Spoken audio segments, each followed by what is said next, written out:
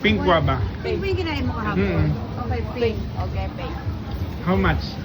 Depende daw sa weight. O magkano? How much per per 100 grams? 1 gram. Dami naman ng pamon. 50, 100 gram. 100 grams each?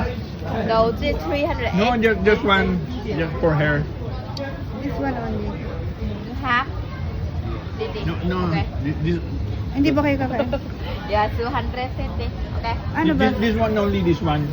Ah, this one only. Yeah, yes. 130. Okay. 130. Jimmy, gusto mo nun?